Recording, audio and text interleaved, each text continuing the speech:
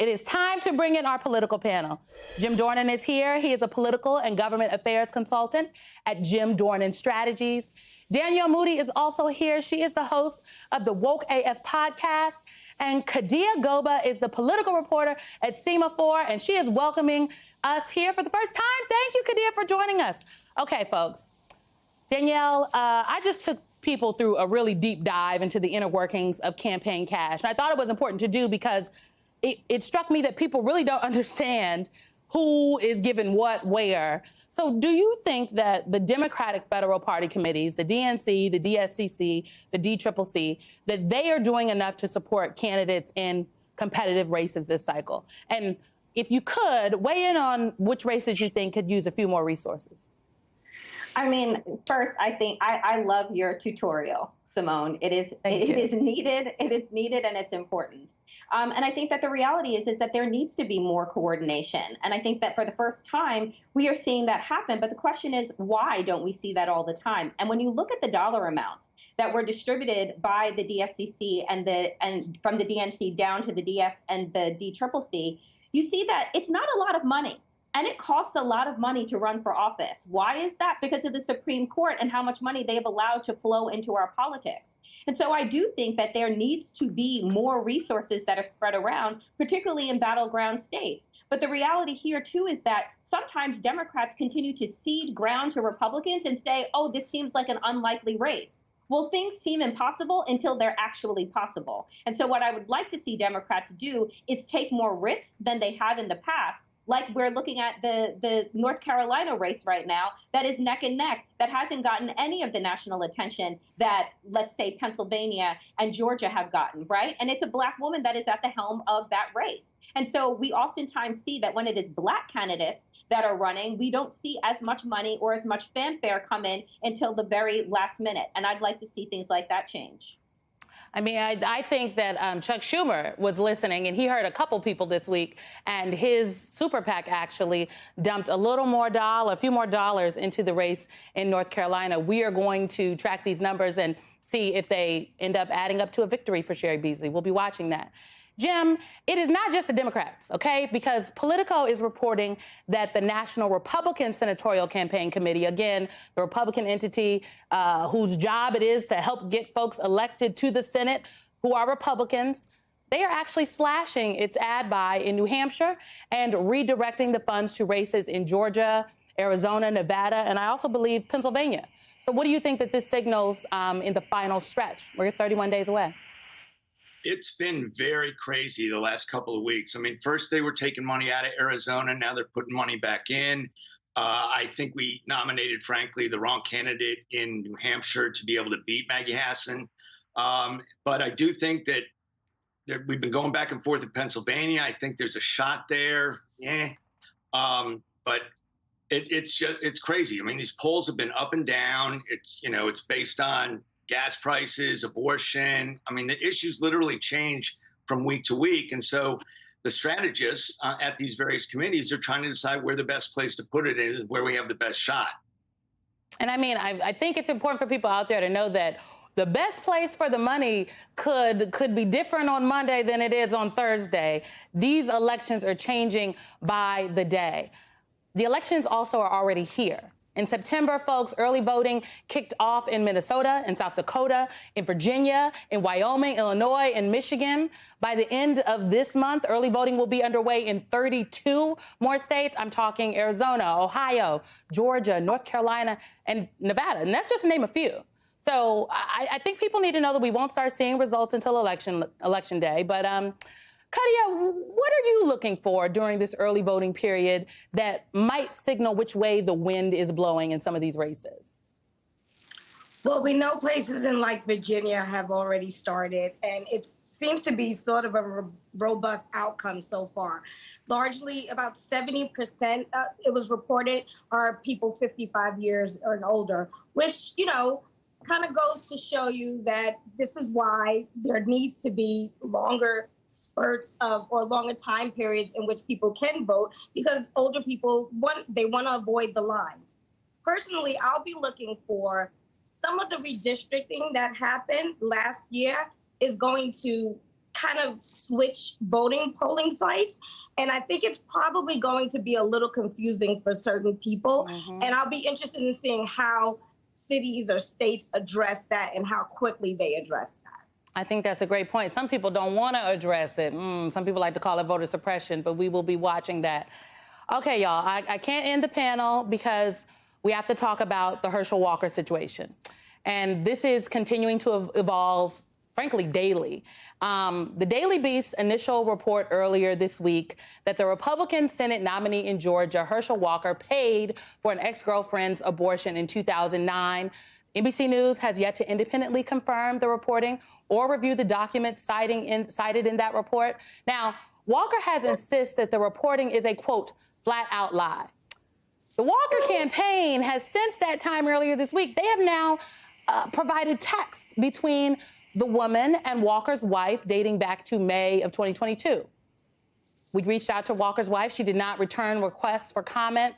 The New York Times is saying that the woman told them that Herschel Walker tried and failed to convince her to have a second abortion. NBC News hasn't verified that either. Y'all, frankly, the drama is just too much for me. So I want to stick to the politics. Here's what the Democratic nominee for and the current incumbent, Senator Raphael Warnock, told NBC News yesterday afternoon about his opponent, Herschel Walker. Take a listen to this. The differences between me and my opponent couldn't be more obvious. I think that we have seen some disturbing things. We've seen a disturbing pattern, and it raises real questions about who's actually ready to represent the people of Georgia in the United States Senate. Now, Danielle, Senator Warnock, he hasn't waded too much into this drama, right? And I do think that that is wise for him to stick to the issues. But what are your thoughts on the way Senator Warnock has responded?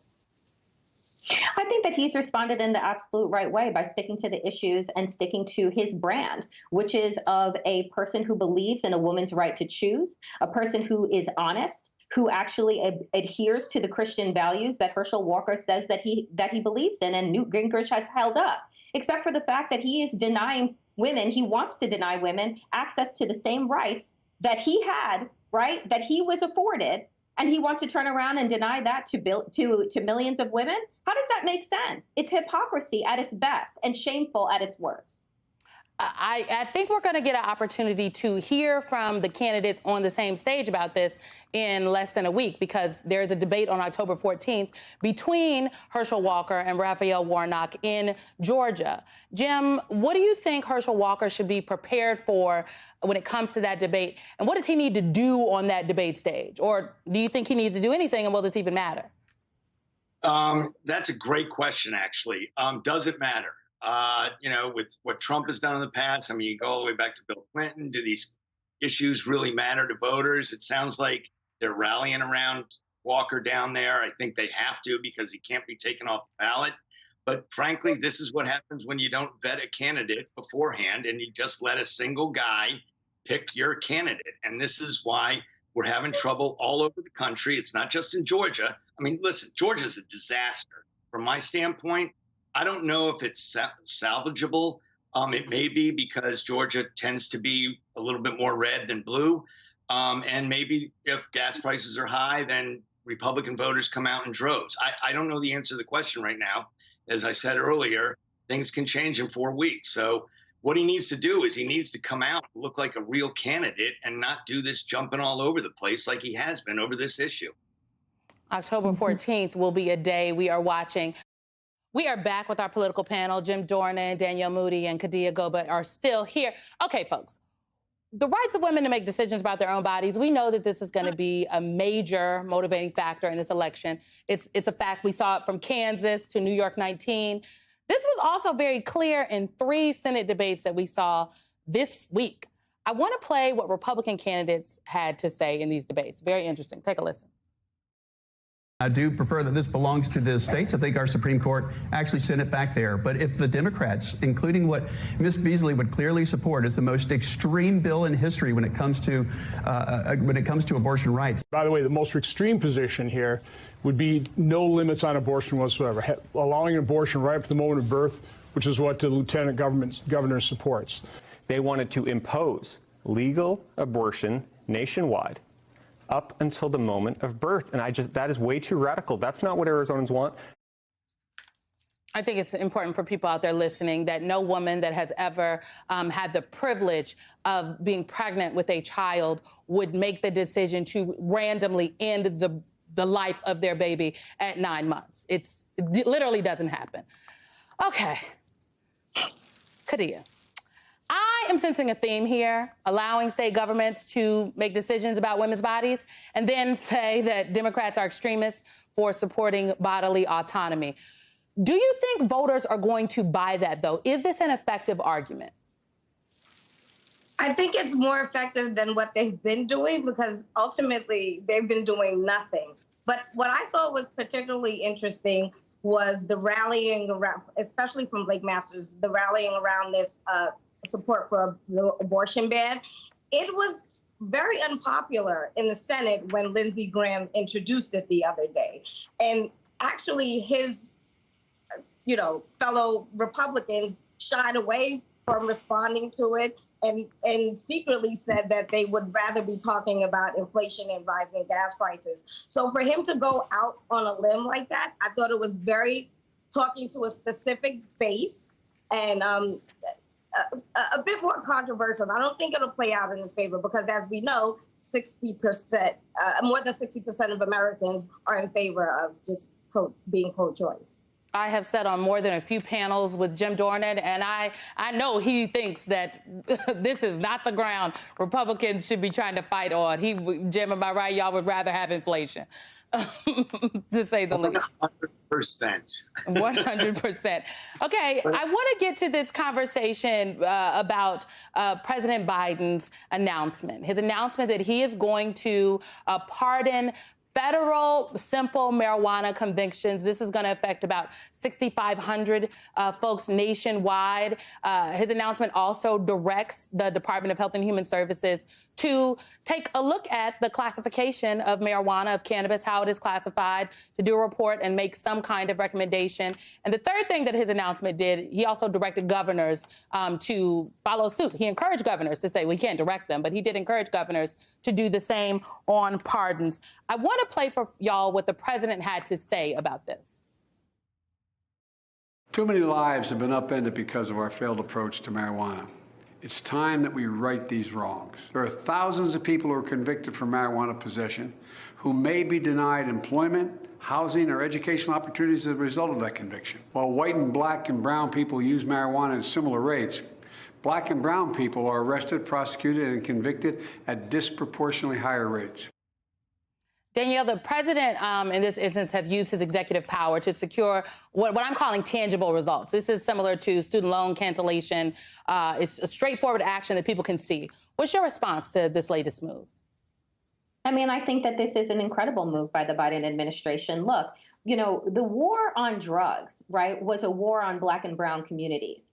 It put more black and brown people in jail than any other place. And so we have to look at the repercussions of how that has affected communities now, you know, decades later. And what is always interesting to me, Simone, is that we have people that died from the opioid crisis, right? But when it was affecting white people, it was referred to as a crisis, one that needed intervention.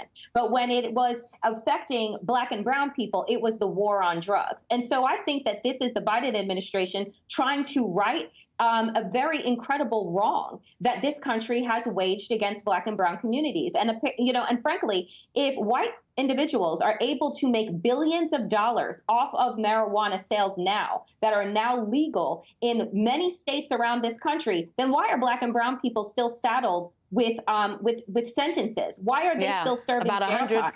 Yeah, about $100 billion this year is the projection. Jim, I want to get your quick response to this, because if you are a Republican governor in a swing state, is there any pressure that this announcement puts on you? Yeah, probably from the far right, it does. I mean, personally, I support legalization. I think it's the way to go in this country. And I agree with a lot of what Danielle just said. But yeah, I mean, I think there will be some Republican governors who follow Biden's lead, and frankly, they should. All right, Jim Dornan, Danielle Moody, Kadia Goba, thank you for coming. Thank you all so much for kicking us off today. This is a great conversation.